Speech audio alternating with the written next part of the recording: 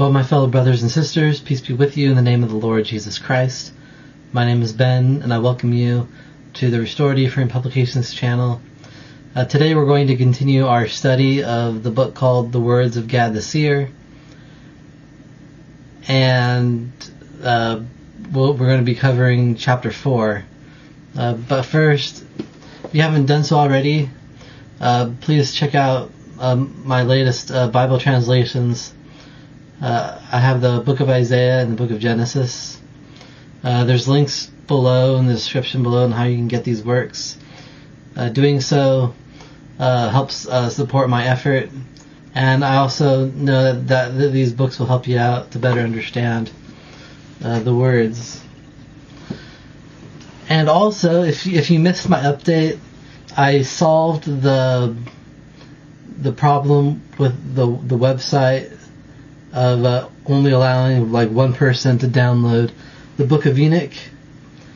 The Holy Spirit told me to give Google Drive a try, and so I'm keeping the old link at least for now, and so underneath where it talks about the Book of Enoch, you will see two links. The first one is the old one, and then it says or, and then it gives another link. That's the Google Drive.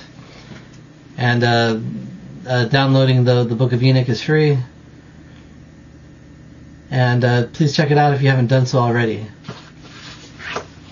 Now, today, as I said, we are going to be studying the words of Gad the Seer by this person, Meir Bar Elan. This is, I believe, is the better translation.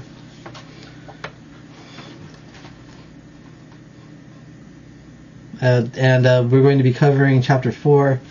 Now, when I studied this chapter, it's kind of a short chapter, but I found what was written in there hilarious, actually, and honestly, I don't care whether it's really happened or if it didn't really happen. It's just so hilarious that I'm going to use this. So let's go ahead and get started. It says that in those days, a man from Bethlehem, the city of David, went to Jerusalem, and his name was Zabad the Parhi, of the family of the Perizzites, to pay the vow which he had vowed unto the Lord. So this time they give the man a name. His name is Zabad, and he's of the family of the Perizzites. Now the Perizzites are referring to people who are descendants of Perez, who is one of the sons of Judah. And so that makes him an Israelite. And he made a vow unto the Lord, and so he was going to Jerusalem to pay that vow. And this is what the vow was. For his father was sick even unto death, and Zabad said, when the Lord raises my father from his sickness, I will weigh and give 2 talents of silver to the house of the Lord, to the hand of King David. So the vow was that he made a promise to the Lord that basically if his father got better and didn't die at this time, he would give 2 talents of silver to the Lord and give that to King David for I assume for the building of the house of the Lord, because David didn't build a house, but he was gathering things to build it so that his son Solomon could build it. And then it says, and it came to pass, as he was at the house of the shepherds on the way, he lost the money in his pocket, and he was displeased. He came to the city of Jerusalem into the inner city, and he wrote on all the city gates these words, whoever finds the pocket with 2 talents of silver and brings it to me, I will give him 1 talent of silver as a present. So, according to this, he was going to Jerusalem, and on his way he somehow lost the 2 talents of silver. It says in his pocket.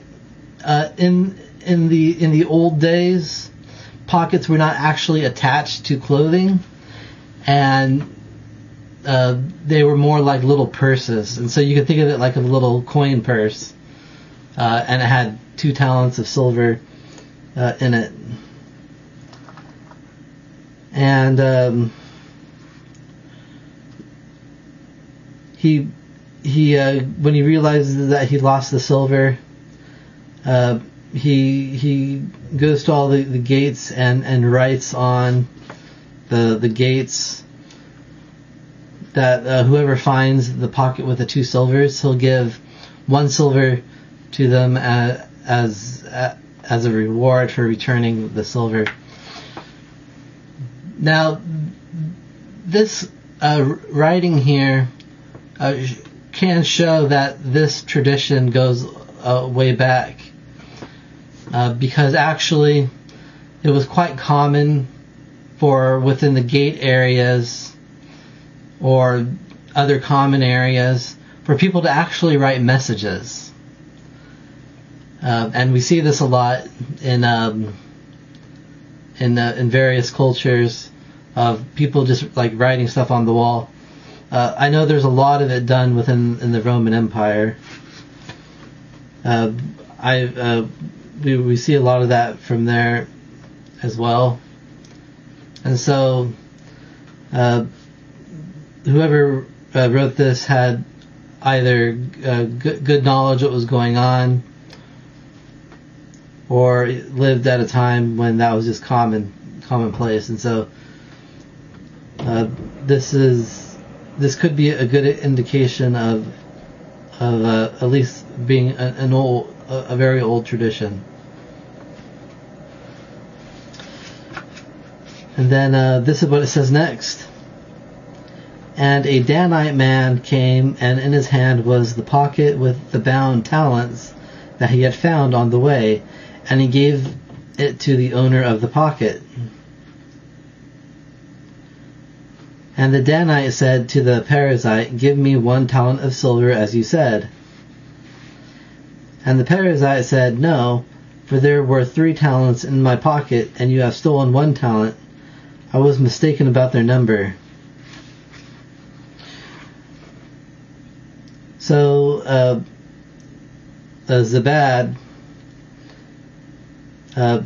someone brings back the pocket with the 2 silver talents in it. It was a Danite man, meaning somebody who was from the tribe of Dan. And the Danite understandably says, I found your silver and returned it. Now give me what you said you would give me. And then the Perizzite accuses the Danite of stealing 1 of the talents, and that there was actually 3 talents in there. And so clearly this is a case of someone being greedy. He wrote all over the place that there was 2 talents. If it was a mistake, you could understand maybe 1 of the writings, but he changed his mind and said, oh, there was actually 3 talents in there. And so they're having this argument, and so they go to the king to get this matter resolved. It says next, and both of them came and stood before the king, and the king said to the Perizzite, swear unto me by the Lord that in your pocket were 3 talents of silver. And he swore to him. And the king continued saying to the Danite, swear unto me by the Lord that you found the pocket with 2 talents of silver. And he swore to him by the Lord. So in Israelite culture,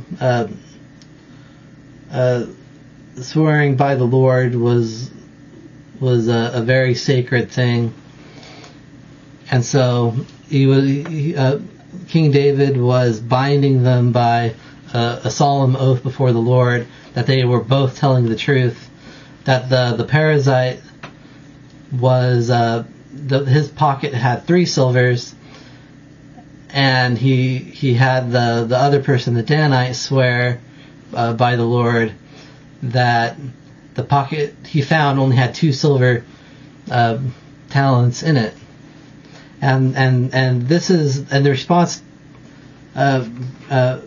to this is what I found so hilarious. And continuing on, it says, "And David said to the Perizzite, 'Give back the pocket with the talents to the Danite, for this is his money that the Lord has hidden by chance for him. Now therefore go and write on the city gates, whoever finds the pocket with 3 talents should bring it to me, for this is not your pocket.' And David took the pocket with the talents of silver from the hand of the Perizzite and gave it to the Danite. And the Danite bowed his head and prostrated himself to the earth and said, 'Long live my lord King David forever.' And all Israel heard of the judgment, and they wondered over David and were joyful, for they saw that the wisdom of God was in him." So the answer that King David comes up with was clearly the pocket was not the pocket that the Perizzite lost, because if it had 3 talents in it, and this one only had 2 talents in it when it was found, it was not the Perizzite's pocket, and instead it was a gift that the Lord gave to the Danite for as for whatever reason doesn't mention, but and so King David makes the Perizzite go back to all the gates and write on the gates, whoever finds the talent with whoever finds the pocket with 3 talents of silver should bring it to me. And like I said, this is a historical account, and so there's no real doctrine in it, except for it does teach a moral lesson that if you say something and about if you lose something and you ask for somebody to return it to you, and they bring it to you exactly the way that you said it, you should just take it and fulfill whatever promise you made in exchange. And that is certainly a good moral lesson. Like I said in earlier videos, when it comes to historical stuff, it's harder to determine whether it's true or not, because we don't have a balancing document to correspond that this is a true account. But as I said at the beginning, that I love this little story. I find it hilarious, and I like to think that it's true because it's just hilarious. But it could not be true. But it doesn't change the moral of the story that of doing what you say, which is a good thing.